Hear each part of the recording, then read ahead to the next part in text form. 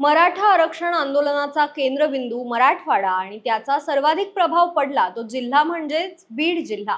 लोकसभेमध्ये मराठा फॅक्टरमुळे बीडमध्ये पंकजा मुंडेंसारख्या दिग्गज नेत्याला पराभवाचा सामना करावा लागला। आता लोकसभेप्रमाणे विधानसभा निवडणुकीत देखील मराठा आरक्षण आंदोलनाचा प्रभाव हा बीड जिल्ह्यामध्ये मोठ्या प्रमाणात पडणार असून वर्तमानातली जर स्थिती पाहिली तर या प्रभावामुळे 4 विद्यमान आमदारांना पराभवाचा सामना करावा लागू शकतोय। तर हे आमदार कोणते, ते कोणत्या विधानसभा मतदारसंघातून येतात, त्यांच्या मतदारसंघातील समीकरण काय, यावर आजच्या व्हिडिओत आपण चर्चा करणार आहोत। नमस्कार, मी यशस्वी मुळे। तुम्ही बघत आहात महाराष्ट्र भूमी। बीड जिल्हा हा कायमच ओबीसी बहुल किंवा वंजारी बहुल जिल्हा म्हणून ओळखला जातो। राज्यात सर्वाधिक वंजारी समाज हा बीड जिल्ह्यातच पाहायला मिळतो।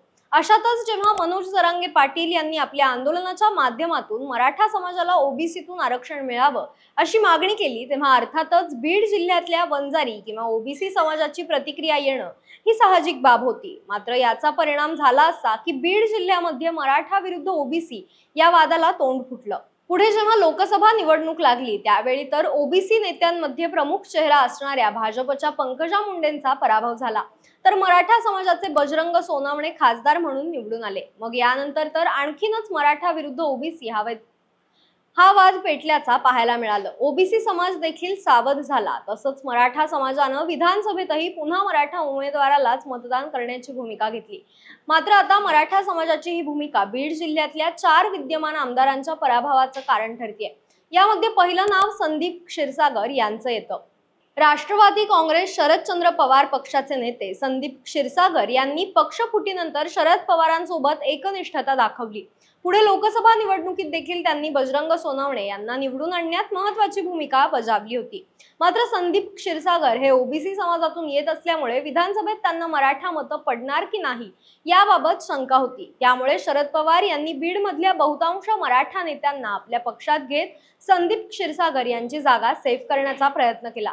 मात्र त्यात झालं असं की पवारांनी पक्षात घेतलेल्या मराठा नेत्यांपैकी एक ज्योती मेटे यांनी बंडखोरी करत अपक्ष उमेदवारीचा अर्ज दाखल केलाय। त्यामुळे बीड विधानसभा मतदारसंघात ओबीसी वर्गातून येणारे संदीप क्षीरसागर यांच्या विरुद्ध त्यांचे चुलत बंधू जे की राष्ट्रवादी काँग्रेस अजित पवार गटाकडून उभे आहेत ते आणि मराठा समाजाच्या ज्योती मेटे यांच्यामध्ये तिरंगी लढत होणार आहे। आता या भागात मराठा समाज हा मोठ्या प्रमाणात असल्यामुळे इथे ज्योती मेटे यांच्या विजयाचा मार्ग सोपा झालाय। मात्र त्यामुळे संदीप क्षीरसागर यांना पराभवाचा सामना करावा लागतोय। आता दुसरं नाव नमिता मुंदडा यांचं। केज विधानसभा मतदारसंघ हा एससी प्रवर्गासाठी राखीव आहे, त्यामुळे या मतदारसंघात मराठा उमेदवार मैदानात उतरण्याचा प्रश्नच येत नाही। तर वर्तमान स्थितीत पाहिलं तर केजमध्ये भाजपच्या नमिता मुंदडा या आमदार असून त्यांना भाजपनं पुन्हा संधी दिली आहे। तर राष्ट्रवादी काँग्रेस शरदचंद्र पवार पक्षाकडून त्यांच्या विरोधात माजी आमदार पृथ्वीराज साठे यांना निवडणुकीच्या मैदानात उतरवण्यात आलंय। आता इथं महत्त्वाची बाब समोर येते ती म्हणजे भारतीय जनता पक्षाच्या विरोधात जरांगे पाटील यांनी गेल्या वर्षभरामध्ये अगदी टोकाची भूमिका घेतल्यामुळे इथला मराठा मतदार हा भाजपकडे नाही जाणार। शिवाय शरद पवार यांचा पक्ष मराठ्यांचा पक्ष म्हणून ओळखला जात असल्यामुळे इथला मराठा उमेदवार हा तुतारीकडे वळणार ही बाब देखील लपून राहिलेली नाहीये। त्यामुळे नमिता मुंदडा यांचा पराभव होऊन केजमध्ये पृथ्वीराज साठे हे विजयी होतील असं चित्र दिसतंय। तिसरं नाव धनंजय मुंडे। परळी विधानसभा मतदारसंघात मुंडे घराण्याचं एक हाती वर्चस्व राहिलंय। पूर्वी गोपीनाथ मुंडे, पंकजा मुंडे आणि आता धनंजय मुंडे असं काही चित्र या ठिकाणी आपल्याला पाहायला मिळतं।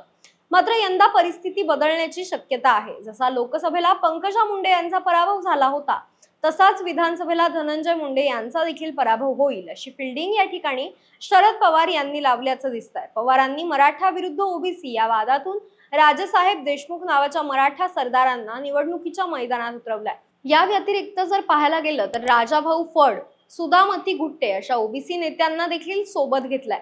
या पाठीमागे रणनीती म्हणजे शरद पवार हे राजसाहेब यांच्या माध्यमातून मराठा मतदार आपल्याकडे वळवतीलच, मात्र राजाभाऊ फड आणि सुदामती गुट्टे यांच्या माध्यमातून काही प्रमाणात ओबीसी मतं देखील खेचण्यासाठी प्रयत्न करतील। जर यदाकदाचित असं झालं आणि शरद पवारांची सोशल इंजिनिअरिंग या ठिकाणी कामी आली तर मात्र धनंजय मुंडे यांचा पराभव होण्यापासून कोणीही थांबवू शकत नाही।